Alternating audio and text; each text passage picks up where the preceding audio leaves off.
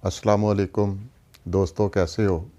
उम्मीद है कि तुसी अपने घर दे विच हसी खुशी रह रहे होवोगे और इसका हिस्सा बन रहे होवोगे कि अल्लाह ताला साडे मुल्क दे विच तंदरुस्ती और एक जिहड़ा साडे ते अल्लाह ताला ने आफत भेजी है, रो रो के अल्लाह ताला को दुआ भी कर रहे होवोगे। और मेरे दोस्तों, जिन्ना मना सकते हो अपने रब नूं मनाओ कि असीं वापस अपनी उस जिंदगी दे विच वापस आ सकीए। जिथों सिलसिला टुटिया सी उत्थे मैं दोबारा फिर जोड़ना चाहता कि रवश के बारे गल हो रही सी।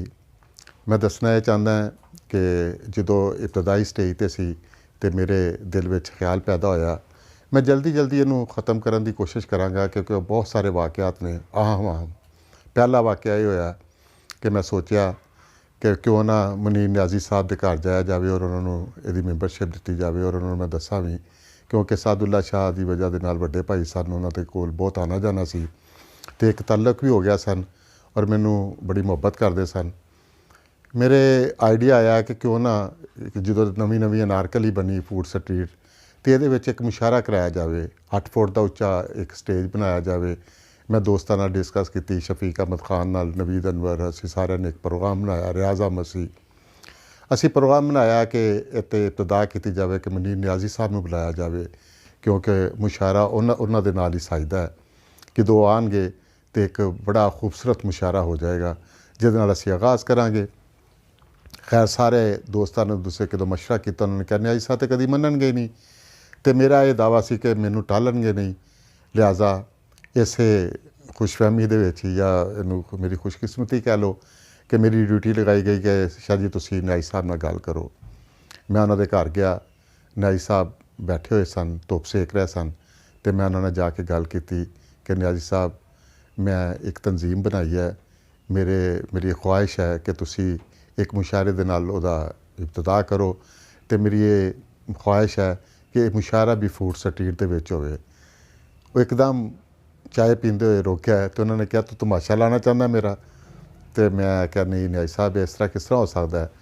मेरा एक है कि 8 फुट का उच्चा स्टेज बनाया जाए और असी तुहानू एक बड़े अच्छे तरीके दे नाल तुहानू फूड स्ट्रीट लैके जाया जाए क्योंकि उत्थे गैदरिंग बड़ी हुई है तो उत्थे लोग रुक जाएंगे, मेरा जाम हो जाएगी फूड स्ट्रीट। खैर साडियां गल्लां बातां होंदियां रहियां।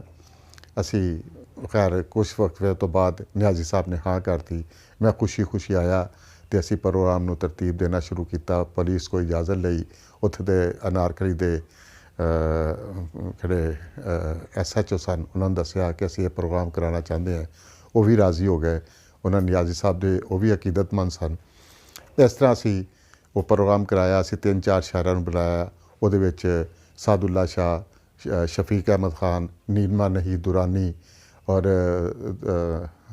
दूसरे मैनूं शायद याद नहीं है। खैर असी एक स्टेज सजाया तो फूड स्ट्रीट दे विचकार असी ये मुशायरा रखा। तुसीं यकीन करो कि न्याजी साहब नूं कदों असी होटल दे विचों बाहर लैके आए तो एक साइड पूरी जाम हो गई और इन्ना रश हो गया कि न्याजी साहब ने कहा कि हो रहा है। मैं कहा न्याजी साहब इसो ही असी तुहानूं दस्सिया सी कि बड़ा वड्डा मुशायरा होएगा। और न्याजी साहब ने एक समा बन दिता और लोगों ने बड़ा इंजॉय किया इस मुशायरे नूं। और मैं जो भी उत्थे मेरा एक दोस्त सी नदीम सी मेरा गालबन उहदा नाम, वो ये फूड स्ट्रीट के जिहड़ी इंतजामिया सी उहदे विच मेरा एक क्लास फैलो भी सी। उन्हें हमेशा जो भी उन्हें मिलना तो ये जरूर कहना कि शाह जी हुण तुसीं ये मुशायरा हर साल करवाना।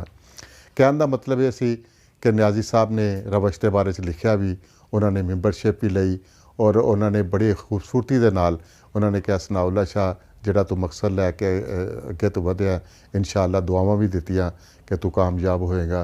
तो उहदे नाल ही मैं उहदे परम दे नाल और उन्हां दी हौसला अफजाई दे नाल इन्हां नूं तंजीम नूं अगे लैके गया।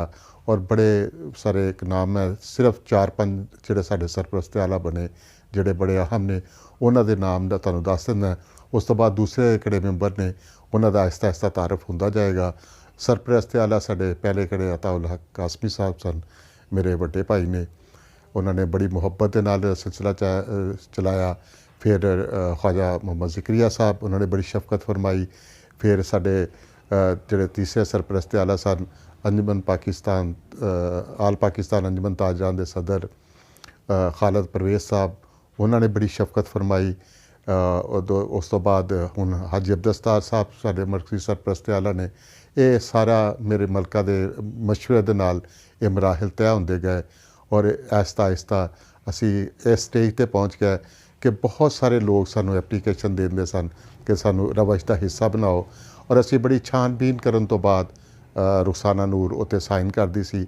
ਪਹਿਲੇ ਦੇਖਦੀ ਸੀ ਕਿ ਇਹ ਲੋਕ ਕੌਣ ਨੇ, ਕਿੱਥੋਂ ਆਏ ਨੇ, ਇਹਨਾਂ ਦਾ, ਔਰ ਬੜਾ ਸਿਲਸਿਲਾ ਮਸ਼ਵਰਾ ਕਰਨਾ। ਤੁਹਾਡੀ ਲੋਕਾਂ ਨੇ ਸਰ ਕਿੰਨੀ ਕੈਬਨਿਟ ਸੀ, ਉਹਨੇ ਬੈਠਣਾ ਕਿ ਇਹਨੂੰ ਮੈਂਬਰਸ਼ਿਪ ਦਿੱਤੀ ਜਾਵੇ ਕਿ ਨਾ ਦਿੱਤੀ ਜਾਵੇ, ਇਸ ਵਾਸਤੇ ਕਿ ਕਿਉਂਕਿ ਅਸੀਂ ਨਾ ਕਿਸੇ ਕੋਲ ਡੋਨੇਸ਼ਨ ਲੈਂਦੇ ਹਾਂ। ਰੁਖਸਾਨਾ ਨੂੰ ਨੇ ਇੱਕ ਹੋਰ ਵੀ ਨਵਾਂ ਸਿਲਸਿਲਾ ਸ਼ੁਰੂ ਕੀਤਾ ਸੀ ਕਿ ਸ਼ਾਹ ਜੀ ਕਿਉਂ ਨਾ ਇਹਨੂੰ ਬਿਜ਼ਨਸ ਦੀ ਸੂਰਤ ਦੇ ਵਿੱਚ ਅਸੀਂ ਲੈ ਕੇ ਜਾਈਏ, ਜਿਹੜੇ ਸਾਡੇ ਕੋਲ ਪੈਸੇ ਨੇ ਉਹਨੂੰ ਉਹਦੇ ਕਿਤਾਬਾਂ ਛਾਪੀਏ, ਉਹਦੇ ਨਾਲ ਇੱਕ ਸਿਲਸਿਲਾ ਸ਼ੁਰੂ ਕਰੀਏ, ਅਸੀਂ ਵਜ਼ਾਇਫ ਦਾ ਸਿਲਸਿਲਾ ਸ਼ੁਰੂ ਕਰੀਏ, ਕਰਜ਼ੇ ਦਾ ਸਿਲਸਿਲਾ ਸ਼ੁਰੂ ਕਰੀਏ, ਇਹਦੇ ਨਾਲ ਸਾਡੀ ਨੇਕਨਾਮੀ ਹੋਏਗੀ। ਅਤੇ ਮੈਨੂੰ ਯਾਦ ਆਉਂਦਾ ਕਿ ਅਸੀਂ ਇਹਦੇ ਨਾਲ ਬਿਜ਼ਨਸ ਵੀ ਕੀਤਾ। ਤੁਹਾਨੂੰ ਮੈਂ ਅਗਲੇ ਪ੍ਰੋਗਰਾਮ 'ਚ ਦੱਸਾਂਗਾ ਕਿ ਰੁਖਸਾਨਾ ਨੂਰ ਦੇ ਮਸ਼ਵਰੇ ਦੇ ਨਾਲ ਅਸੀਂ ਪਹਿਲਾ ਮਜ਼ੰਗ ਦੇ ਵਿੱਚ ਇੱਕ ਸਿਲਾਈ ਸਕੂਲ ਬਣਾਇਆ। 125 ਸਿਲਾਈ ਮਸ਼ੀਨਾਂ ਅਸੀਂ ਉਹਦੇ ਵਿੱਚ ਰੱਖੀਆਂ। ਜਿਹੜੀ ਬੱਚੀ ਸਿਲਾਈ ਸਿੱਖਦੀ ਸੀ ਉਹਨੂੰ ਅਸੀਂ ਉਹ ਸਿਲਾਈ ਮਸ਼ੀਨ ਮੁਫਤ ਦੇ ਦਿੰਦੇ ਸਨ ਔਰ ਸਰਟੀਫਿਕੇਟ ਦਿੰਦੇ ਸਨ। ਉਹਦਾ ਇਫਤਤਾਹ ਕੀਤਾ ਜਿਹਦੇ ਵਿੱਚ ਡਾਕਟਰ ਜ਼ਿਆਉਲ ਹਸਨ ਮੌਜੂਦ ਸੀ, ख्वाजा ज़िक्रिया ਸਾਹਿਬ ਮੌਜੂਦ ਸਨ, ਸਾਦੁल्ला शाह ਮੌਜੂਦ ਸਨ, ਗੁਲਦੀਦੀ ਆਪਾ ਔਰ ਬੀਆ ਅਲੀ, ਇਰਮ ਆਲੀਆ ਮਰਹੂਮਾ, ਜਿਨ੍ਹੇ ਬਹੁਤ ਮਿਹਨਤ ਕੀਤੀ ਰਾਤ ਦਿਨ। ਔਰ ਅਸੀਂ ਮੁਕੰਮਲ ਇੱਕ ਮਕਾਨ ਕਿਰਾਏ 'ਤੇ ਲਿਆ, ਉਹਦੇ ਵਿੱਚ 125 ਸਿਲਾਈ ਮਸ਼ੀਨਾਂ ਦਾ ਇਫਤਤਾਹ ਕੀਤਾ, ਜਿਹਦਾ ਫਰਦ ਪਰਵੀਨ ਨੇ ਕਾਫੀ ਸਾਰਾ ਡੋਨੇਸ਼ਨ ਦਿੱਤਾ। ਔਰ ਇਹਦੇ ਨਾਲ ਉਹ ਤਕਰੀਬਨ 4-5 ਸਾਲ ਅਗਰ ਕਿਸੇ ਫਿਲਮ ਦੀ ਸ਼ੂਟਿੰਗ ਹੁੰਦੀ ਸੀ ਜਾਂ ਦੇ ਮਲਕਾ ਦੀ ਕਿਹੜੇ ਸਹੇਲੀਆਂ ਹੁੰਦੀਆਂ ਸਨ, ਉੱਥੋਂ ਆ ਕੇ ਸ਼ਾਪਿੰਗ ਕਰਦੀਆਂ ਸਨ ਅਤੇ ਰਵਸ਼ ਨੂੰ ਉਹਦਾ ਬਹੁਤ ਸਾਰਾ ਫਾਇਦਾ ਹੋਇਆ। ਇਸ ਤਰ੍ਹਾਂ ਹੀ ਇਹ ਰਾਜ਼ ਵੀ ਐਸਾ ਐਸਾ ਖੁੱਲ੍ਹਦਾ ਗਿਆ ਕਿ ਰਵਸ਼ ਕੋ ਪੈਸੇ ਕਿੱਥੋਂ ਆਉਂਦੇ ਨੇ ਔਰ ਇਹਨੇ ਪ੍ਰੋਗਰਾਮ ਕਿਸ ਤਰ੍ਹਾਂ ਕਰ ਲੈਂਦੀ, ਇਹਨੇ ਕਿਤਾਬਾਂ ਕਿਸ ਤਰ੍ਹਾਂ ਛਾਪ ਲੈਂਦੀ, ਇਹਨੇ ਕਰਜ਼ੇ ਕਿਸ ਤਰ੍ਹਾਂ ਦੇ ਦਿੰਦੀ ਹੈ। ਅਤੇ ਇਹ ਇੱਕ ਸਾਨੂੰ ਅੱਲਾਹ ਤਾਲਾ ਰਸਤਾ ਦਿੰਦਾ ਗਿਆ ਔਰ ਰਵਸ਼ ਅੱਜ ਇਸ ਮੁਕਾਮ 'ਤੇ ਹੈ ਕਿ ਉਹ ਆਪਣੇ ਆਪ इंशा अल्लाह ताला अपने पैरों पर आप खड़ी है और इस तरह सिलसिला जारी रहेगा। ये नाल ही अगले प्रोग्राम तक मैं जारी इजाज़त दो। अल्लाह तुहाडा हामी नासर होवे, रब राखा।